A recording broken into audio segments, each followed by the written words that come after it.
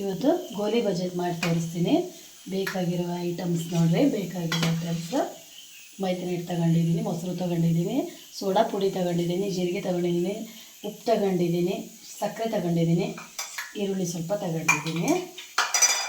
ಮೊಸರು ಹಾಕೋದ್ರಿಂದ ಸ್ಮೂತ್ ಆಗ್ತವೆ ಗೋಲಿ ಬಜ್ಜಿಗೆ. ನೋಡ್ರಿ ಇಷ್ಟನ್ನು ತಗೊತಾ ಇದ್ದೀನಿ. ಆಮೇಲೆ ಸ್ವಲ್ಪ ಸೋಡಾ ಪುಡಿ ಹಾಕ್ತಾಯಿದ್ದೀನಿ, ಸ್ವಲ್ಪನೇ ಸೋಡಾ ಪುಡಿ. ಆಮೇಲೆ ಸಕ್ಕರೆ ಎಷ್ಟು ಬೇಕು ನೋಡಿ ಹಾಕ್ತಾಯಿದ್ದೀನಿ. ಟೇಸ್ಟಿಗೆ ತಕ್ಕಷ್ಟು ಉಪ್ಪು ಹಾಕ್ತಾಯಿದ್ದೀನಿ.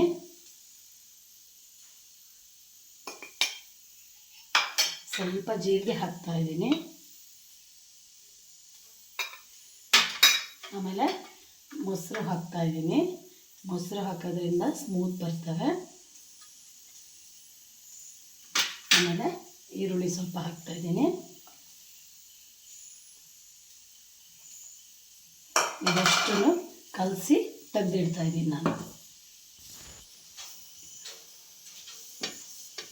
ಸ್ವಲ್ಪ ನೀರು ಸೇರಿಸ್ತೀನಿ.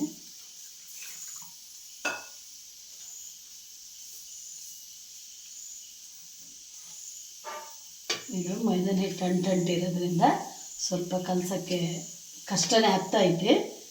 ಸ್ವಲ್ಪ ನಿಧಾನವಾಗಿ ಅದನ್ನು ಕಲಸ್ರಿ. ಸ್ವಲ್ಪ ನೀರು ಹಾಕಿ ಎಷ್ಟು ಅಂತ.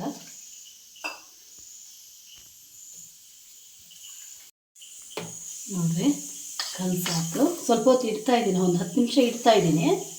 ಸ್ವಲ್ಪ ಹಿಟ್ಟು ನೆನೆಲಿ ಇದು ಇಡ್ತಾಯಿದ್ದೀನಿ. ಹಿಂಗೆ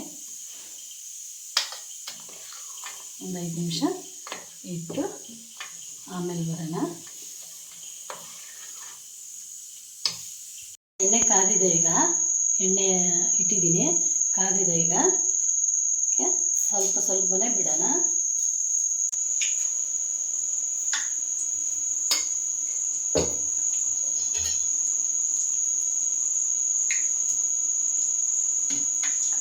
ನೋಡ್ರಿ ಆಯ್ತು. ಈಗ ಗೋಲಿ ಬಜ್ಜೆ ಮಾಡಿ ಆಯಿತು.